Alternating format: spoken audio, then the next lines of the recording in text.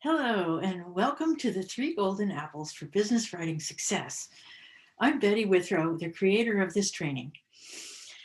I'm the owner and operator of the Writer's Launchpad. I'm a published author, a blogger, workshop leader, and a speaker. And I write copy for businesses so that they can have good materials to use in their marketing, and the business owners can move on to do the things that they do best in their business, taking the load off of busy entrepreneurs who I always hear don't have enough time. So I'm here to say, don't not have time, have me. And meanwhile, I've created these tools so that you can take advantage of the skills that I learned early in life from a powerful mentor. I want to give you a little backstory about how I came to this. I've always been a language person. As a young kid at third and fourth grade, I carried around the dictionary all the time so that I could study it and ace the spelling bee. And I was the weirdo who thought that diagramming sentences is fun. And so I continued my quest to learn the gifts of language through many English classes and immersion classes in foreign languages, continuing to be fascinated by the possibilities of what language could do. I was on the advanced track, and I got the opportunity to be mentored by a legendary teacher of advanced composition and rhetoric. You had to have straight A's to get into her class, and I did that. Straight A's were my thing. So I got into that class, and I thought I was pretty cool because I'd made the grade. The first day I walked into Mrs. Shelby's class was a lesson in humility, in standards, and in compassion and support that I have never forgotten. These lessons have stayed with me all my life.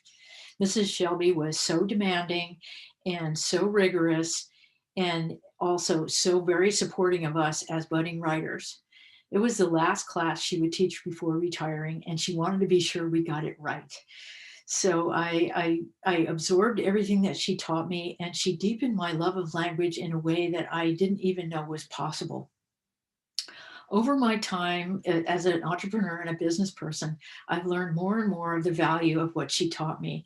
And I've created this training so that other people can make use of the gifts that she gave me without having to do all the heavy lifting that I had to do, and the many writing assignments, and the intense scrutiny that all of my writing underwent while I was learning how to create effective messages and stand up for my position.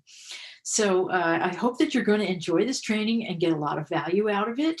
And without further ado, I want to share with you the three golden apples for business writing success. I'll share my screen now and we can get going. The three golden apples is a distillation of the tools of rhetoric that are the classics that have stood through the ages. I rephrase them into modern language so that they're easy to grasp and easy to use. It's a simple system that will bring you to clarity and allow you to create topics that will work for you in your business and increase your income. So the background of me, I'm presenting this three-step writing system, and it does make it simple. And here's a little bit about me. My long sales experience has set me up to bring you these tools. I've worked in many different types of industries, including starting my own business when I was 16. And I've worked in fashion, food service, writing, and I've bought and sold so many different kinds of things that when I made the list one day, I went, wow, that's pretty comprehensive. So here are the three golden apples. Golden apple number one is to speak in the language of your market. Now, each language of the market is a little bit different. Each store is a little bit different. Each company is a little bit different. The language of your marketplace, what do I mean by that? Well, in each environment, there's different sets of values that are illustrated and different processes that the business goes through as they move through the day. For example, in a corporate environment, the language is that of teamwork, of systems, and they're bottom liners. They don't want you to waste any time. They expect you to show up ready to present what you have to offer, and be ready to integrate with their systems to have your tools in place to do that. And so that language is very compact, and there's very little personal content in it. It may, you may eventually develop some personal content, but that's a ways down the road. And then so if that's one type of languaging. And then if you have entrepreneurs, they are speaking in a different way. Entrepreneurs tend to be people who have left the corporate environment, and they want to have more personality in their marketing and in the way that they interact with their businesses. They also want to be continually learning and teaching.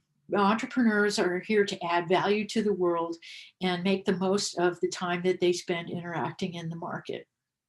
They're fluid in their communication. They have, each entrepreneur has a completely different style also.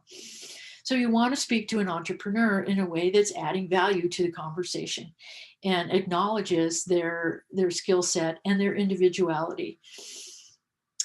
When you're speaking with a small business, they tend to be people who are anchored in their communities, and their customers and their staff are very often living right nearby. So they have a lot of community involvement, and you want to show that you understand that and you value that by taking the time to get to know the business owner in a more personal way. And that's going to be different for each encounter with a small business owner. Some of them are going to want to jaw and hang out a little bit to get a feel over whether they want to work with you or not. And others are not going to want to do that. So you need to be prepared for either one of those or someplace in between by being flexible in the way that you interact with a small business owner, showing that you get what their needs are and you care about the same things that they do. If you're a wholesaler and you're wanting to contact a retailer, then it's a different type of conversation, because you need to understand the market that the retailer serves as well as understanding the retailer. The buyer may be the business owner, or it may be someone on a sales team. In either case, you have to learn to understand how their process works. They may be on a schedule or a budget if they're on a buying team, or they may, and the same thing is happening with if they're the business owner. They have their own concerns about their buying cycle and what the market is that they serve. So research who it is that's buying from them, and be ready to show that you understand that market and that you can add to their system of adding value to their market, and that you're ready to work with them on a teamwork basis.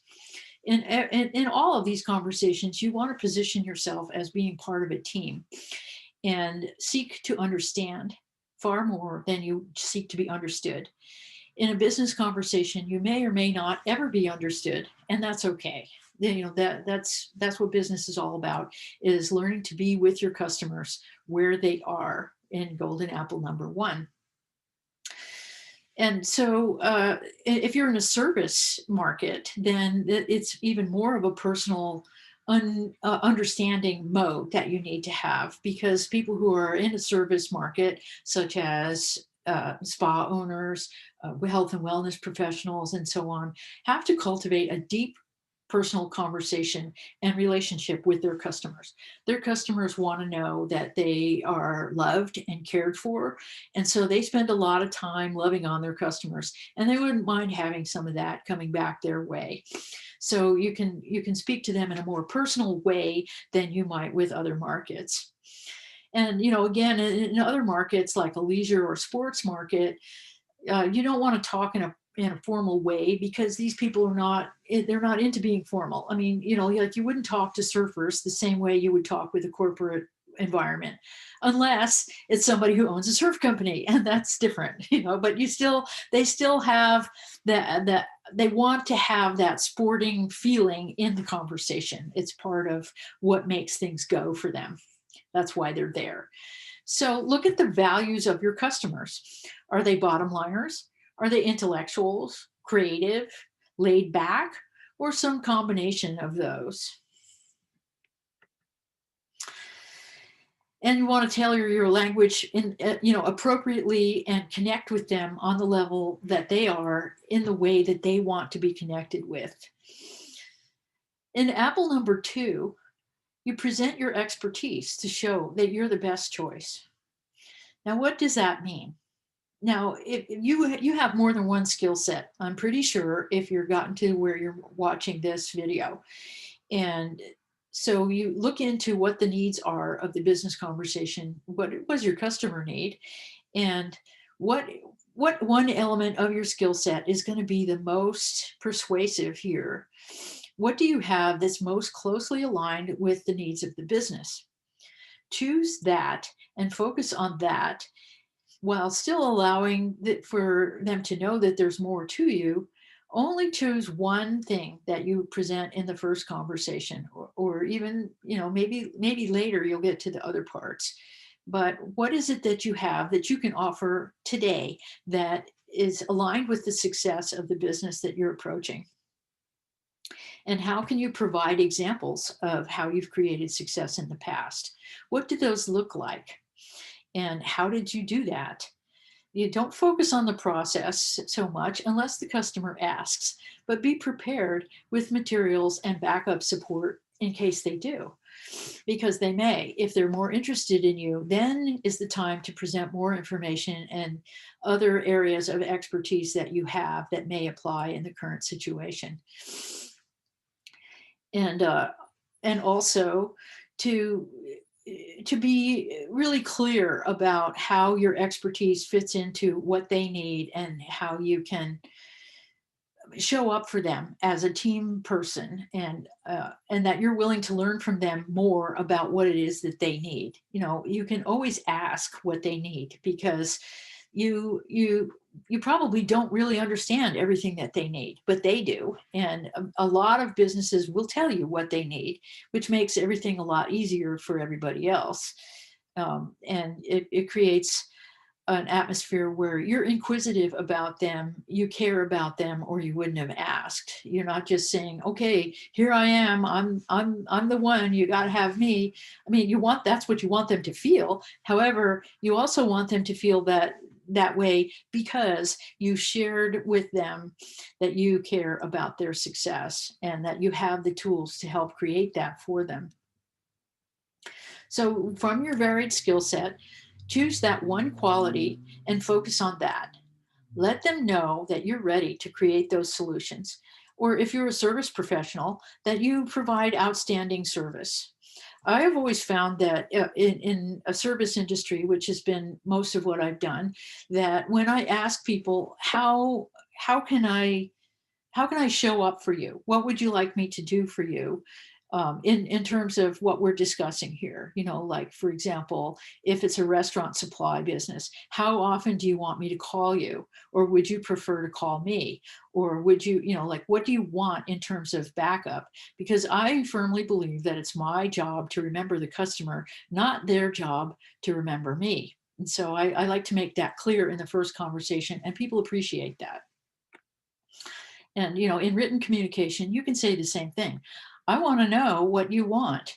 And, even in email series, a lot of times you'll see people reaching out and saying, hey, what would you be interested in next, as I'm providing different kinds of training? So these are ways that you can show that you value what your customer is looking for, and how you can position yourself to be that solution for them. In Apple number 3, we focus on outcomes. We all know that the biggest question in the customer's mind is, what's in it for me? So when you can answer that question effectively and completely and persuasively, you're in a good position to make the sale. How do you do that? Create a picture of success using the focusing on the outcomes that they'll experience as a result of working with you.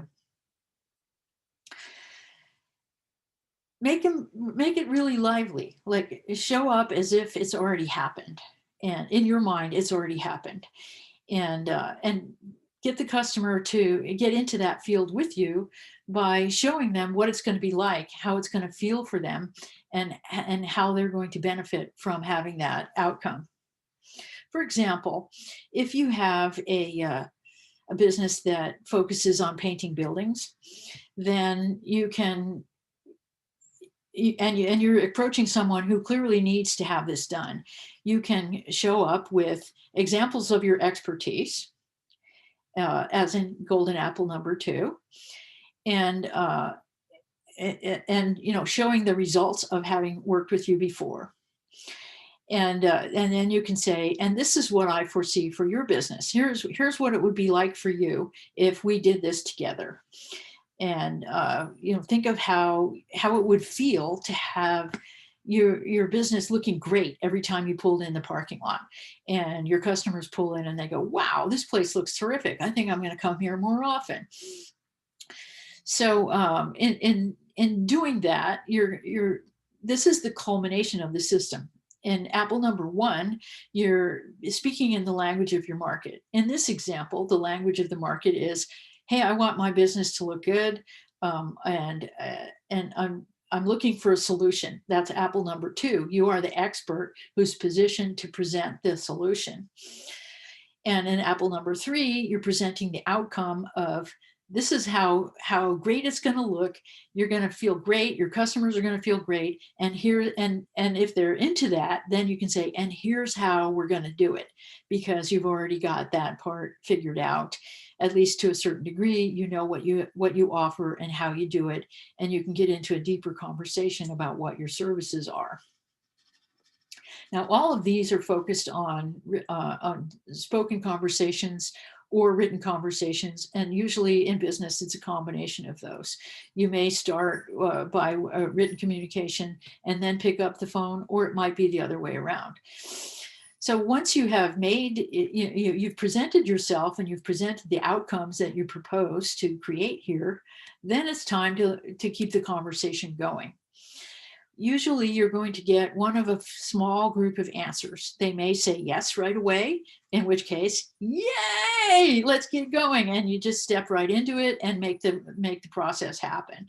They may say, I need more information, or I need more time to think about it. And in which case you can say, okay, great. Well, here's some more information for you to think about. And what would be a good time frame for me to follow up? Because finding out the answer to that question is very often the key to making the sale. They may not be ready for you right that day. They may still be looking at other alternatives, checking out their budget, any number of factors. But when you say, when would you like me to follow up? Then that's golden apple number 1. First of all, you understanding the language of their market. And then you're in golden apple number 2, you're showing that you have the expertise to realize that your customer may need more information, and you're ready to provide it. And then we're back on apple number 3, where you want to keep the conversation going. So, and what I found is that when you ask people, how would you like to hear from me? They will almost always tell you. And so that takes a lot of guesswork out of it, and it keeps you from showing up either too early or too late. So I'm going to recap here. Apple number 1 is to speak in the language of your market. So think of the people that you want to reach and write them down. Who do you want to reach? Who is your market really? And get very, very clear about who your target market is.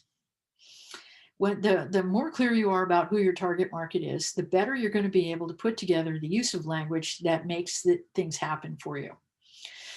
In apple number 2, present your expertise to show that you're the best choice. What is your strongest asset? Write it down. Your strongest asset in this situation is the skill or expertise that is most closely aligned with the needs of your customer.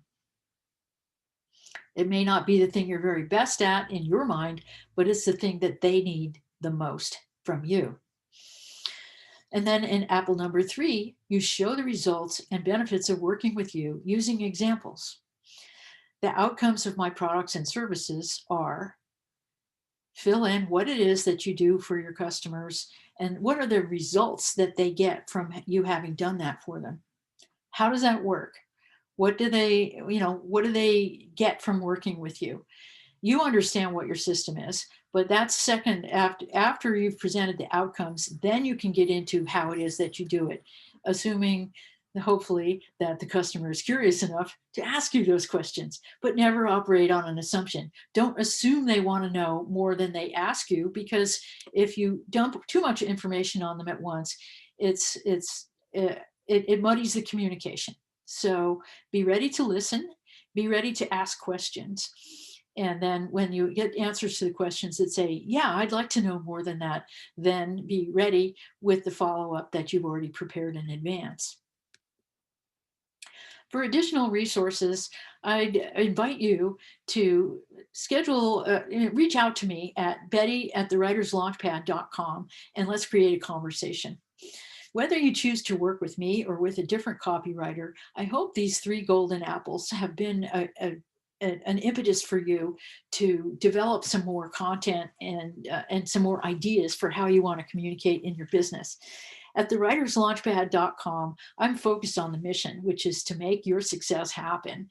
And I also would like to inform you that I have a larger version of this presentation that's a standalone, self-paced workshop that you can purchase at thewriterslaunchpad.com.